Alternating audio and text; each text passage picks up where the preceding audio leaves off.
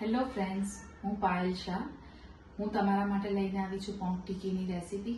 ચાટ તો બધાને જ ખાવો ગમે, પણ આ અલગ ટાઈપનો ચાટ છે અને તમે એને 2 વેમાં સર્વ કરી શકશો, એઝ અ સ્ટાર્ટર અને ચાટ તરીકે પણ.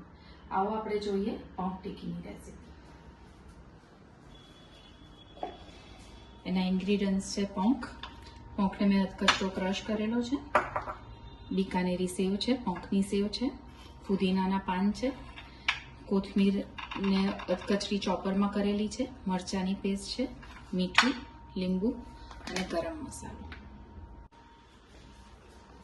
પોંકને મિક્સરના એમાં એક ટ્રક બોલાવેલું ક્રશ કરેલા છે, પલ્સ મોડ પર પીસેલા છે, થોડા અધકચરા છે, થોડા 1 કપ જેટલા પોંક છે. એની અંદર આપણે સ્વાદ પ્રમાણે મીઠું નાખીશું, લીલા મરચાની પેસ્ટ સ્વાદ પ્રમાણે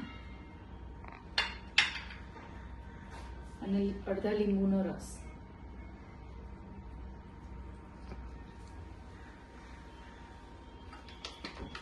થોડો ગરમ મસાલો નાખીશું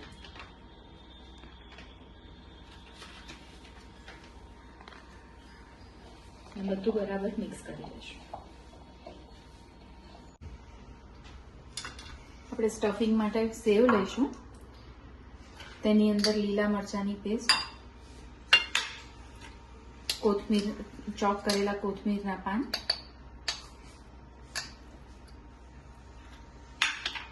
અને ચોપ કરેલા ફુદીનાના પાન લઈ અને પ્રોપર મિક્સ કરી લેશું.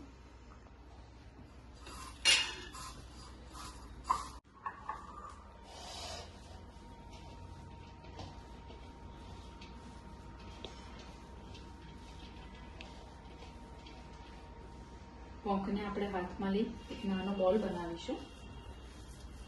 તેની અંદર ગ્રેવિટી કરી આ મસાલાનું સ્ટફિંગ ભરીશું અંદર અને વાળીને બંધ કરી દઈશું. આ પોંકને આપણે પલ્સ મોડ પર કરેલો છે એટલે એની અંદર કશું એડ કરવાની જરૂર જ નથી. એની જાતે જ એકદમ સરસ બાઇન્ડિંગ આવી જશે અને સ્ટફ થઈ જશે.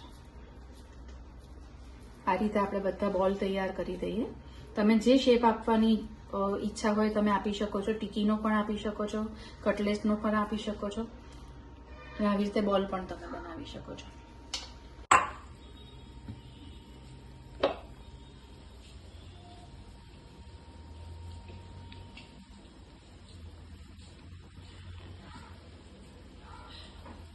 આ સ્ટફિંગમાંથી આપણે ટિક્કીનો શેપ પણ બહુ આરામથી આપી શકીશું.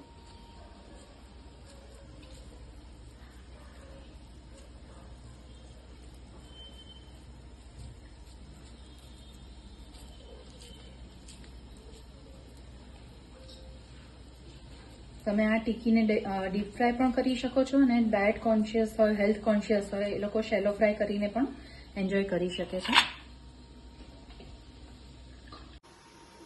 આપણે શેલો ફ્રાય માટેનું તૈયાર કર્યું છે. આમાં આપણે આપણી ટિક્કી શેલો ફ્રાય કરીશું. તેલ ગરમ થઈ ગયું છે, આપણે એની અંદર ટિક્કી નાખી દઈએ.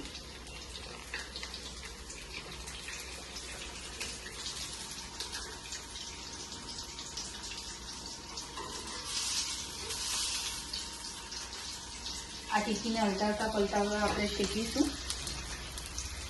આમાં કોઈ બાઇન્ડિંગની કે કશાની જરૂર નથી, કે કોઈ સ્લરીમાં રગદોળવાની પણ જરૂર નથી. આ જુવારનો પોંક છે, ઇટસેલ્ફ જ બાઇન્ડિંગ વાળો છે, એટલે એનું સરસ ટેક્સચર બી સરસ આવશે અને ખાવાની પણ મજા આવશે.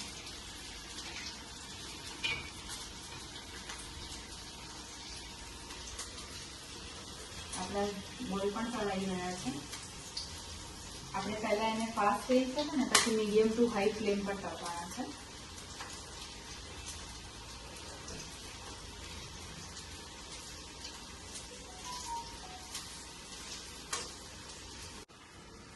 હવે આપણી પેટીસ પણ થઈ ગઈ છે. આપણે ગેસ બંધ કરી લઈએ અને રોલ પણ એકદમ પરફેક્ટ તળાઈ ગયા છે. એનો પણ ગેસ બંધ કરી દઈએ. હવે આપણે એને કાઢી લઈએ.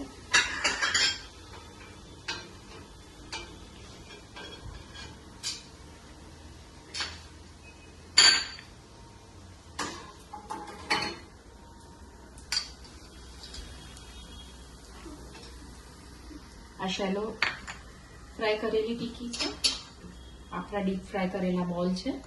આપણે એને સર્વિંગ પ્લેટમાં લઈએ.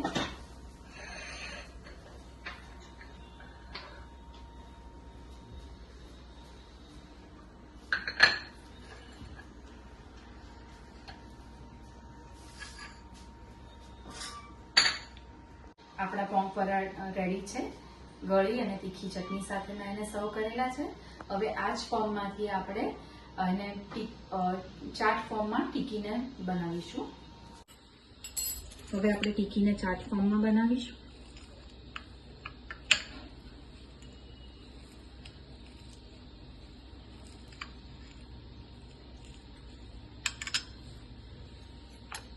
આપણે એના પર ગળી ચટણી સ્પ્રેડ કરીશું.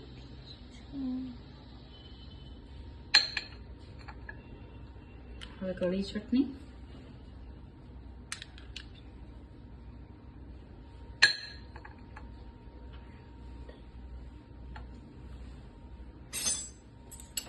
થોડું દહીં નાખીશું.